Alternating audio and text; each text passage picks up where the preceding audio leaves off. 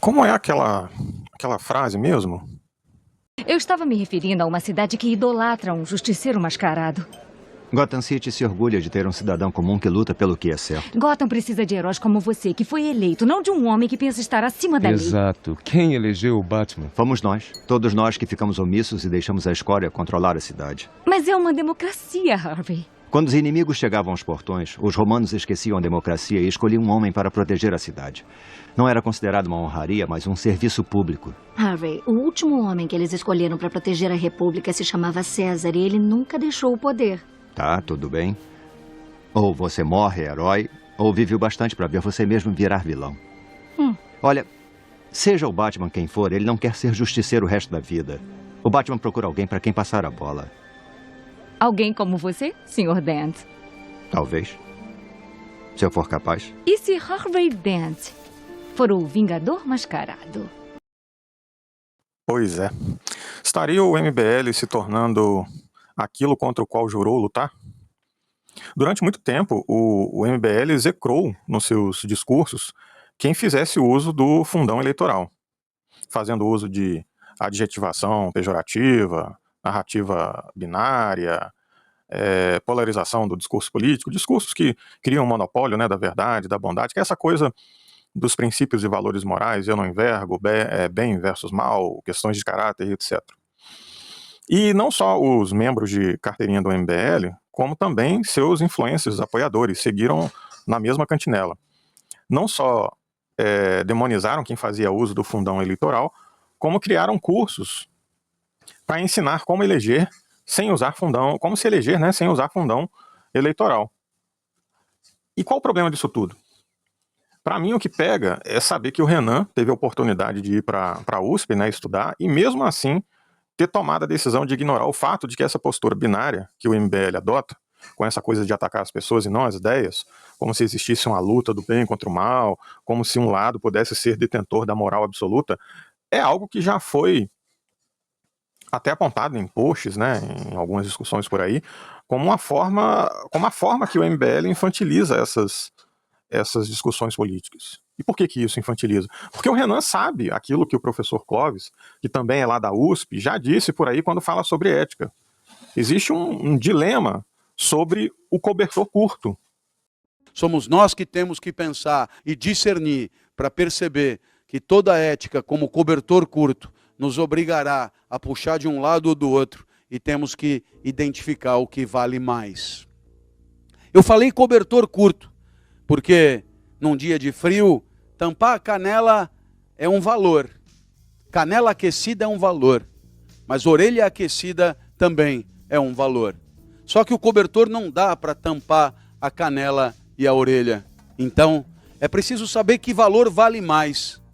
Eu me lembro de um aluno dizendo: professor, quem entra atrasado atrapalha a nossa convivência, atrapalha a aula. A gente esperou tanto tempo pela sua aula, não deixe as pessoas atrasadas entrarem. Princípio da pontualidade. Quem não é pontual é sacana, porque se você marca num horário, chega meia hora depois, a pessoa que chegou na hora vive uma vida desagradável, inútil, entediante. A pontualidade é um desrespeito para com o outro. Por isso, professor, vamos ser pontuais. Tranque a porta, não deixa ninguém chegar atrasado. Aí o menino do lado falou: professor, eu queria dizer que o colega tem toda a razão, a pontualidade é super importante. Como seria bom se pudéssemos estar aqui todos no horário. Mas eu queria lembrar ao senhor que eu faço parte de um grupo que mora na periferia sul da cidade, mais especificamente em Grajaú e Parelheiros. A gente não teve a sorte de nascer aqui por perto da cidade universitária. A gente não teve a sorte de ganhar um carro quando fez 18 anos. A gente não teve a sorte de não precisar trabalhar para poder estudar, professor. Então, a gente trabalha lá no nosso canto. E se a gente sai às 18 horas, a gente não chega aqui às 19h30 nunca. Se o senhor trancar a porta, a gente nunca vai poder assistir a sua aula. O senhor pode escolher. Se o senhor trancar, haverá mais concentração dentro da sala de aula. Mas a galera que vem da perifa, essa não vai poder assistir. E o senhor estará reproduzindo as desigualdades, dando bom conhecimento a quem já é rico e condenando o pobre a ficar onde ele sempre esteve, na ignorância, longe, distante, sem diploma. Entendeu o cobertor curto? Assim você pode imaginar que ganhar um jogo tem grande valor. E é claro que tem grande valor, porque com vitórias há campeonatos, com vitórias há valorização dos atletas, com vitória há valorização da equipe técnica, com vitórias há tudo de bom para aqueles profissionais. Portanto, num jogo o que se busca é a vitória. A vitória é um valor, mas que fique claro, não é o único valor. E na lógica do cobertor curto, é possível ganhar simulando. É possível ganhar fingindo-se derrubado na grande área.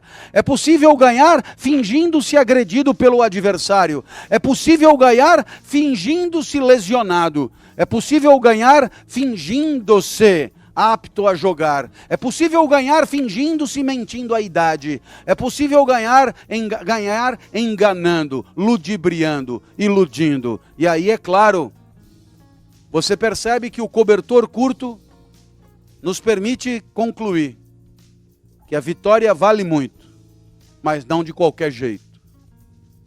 Não de qualquer jeito, porque quando você ganha desse jeito aí, quando você ganha na fraude, no engodo e na mentira, você ganha sem mérito, ganha sem brilho.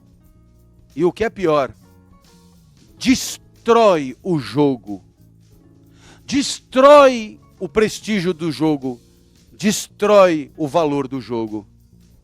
Provavelmente vocês já ouviram falar em sustentabilidade. Sustentabilidade é uma palavra da moda. Sabe o que quer dizer?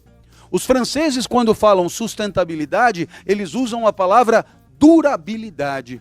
Sabe por quê? Porque a sustentabilidade é mais ou menos isso. Na hora de você agir agora, busque o ganho, mas não ganhe de maneira a impedir o ganho de amanhã. É isso que é ética. E o que mais dói é que o Renan sabe disso. E foram justamente esses pilares que fizeram o MBL ser quem ele é. Por que o Tiff hoje briga tanto com o MBL? O que o Tiff está dizendo? Olha, meu velho, o combinado foi um, mas vocês estão fazendo outra coisa. Ah, mas nós falamos com a nossa militância e eles decidiram. Peraí, meu amigo, o MBL, quando traduzido em partido através do Missão, pretende governar só para os militantes? Quantos votaram contra e quantos a favor? Quais foram os valores discutidos? Hoje, o MBL tem uma máquina de propaganda nas redes sociais e uma informação dessa não deveria passar em branco, mas passou. Tanto é que o MBL virou o assunto mais falado no Twitter por causa disso aí. Perceba, Renan, que quando eu lhe mando uma pergunta, você não tem tempo para responder. Não faz nem muito tempo o Tamir Felipe também mandou uma pergunta para você sobre a privatização da Sabesp, antes dela acontecer, e pelo visto também não houve tempo. E agora, no meio dessa confusão, eu vejo lá vários posts seus trocando xingamentos com um monte de gente. Então, o que é que você está estimulando com esse comportamento? Tem um vídeo, não muito antigo, do MBL, falando sobre educação. E lá estão quem? Você, Paulo Cruz e Ricardo Almeida. Por que não tem ninguém para fazer contraponto? Representantes de outros espectros políticos para discutir o assunto. O MBL vai querer resolver tudo sozinho? Só vocês têm a resposta?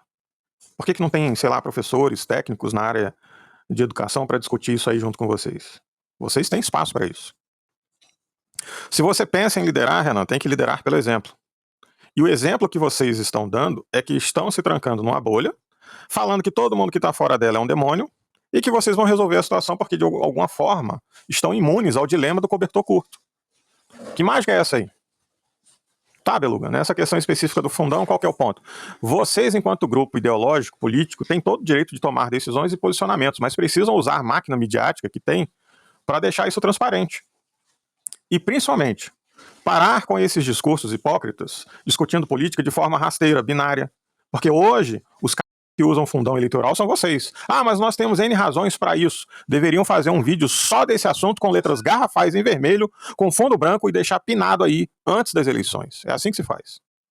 Vocês já não são mais um grupinho pequeno que não tem condições nem voz para dizer o que pensa. Então digam. E as pessoas terão a liberdade de dizer, olha, daqui em diante, eu não caminho mais com vocês. Ou sim, eu entendi quais são os valores em jogo e vou continuar.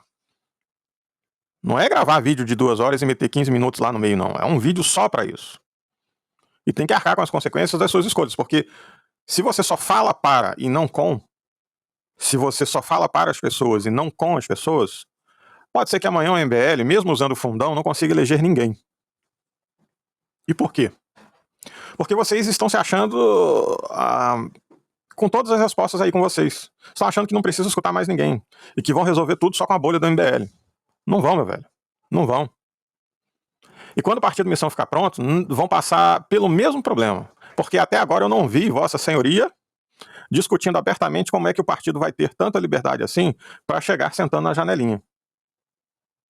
Aquilo que aconteceu com o Kim quando o partido ficar pronto nunca mais acontecerá, jura?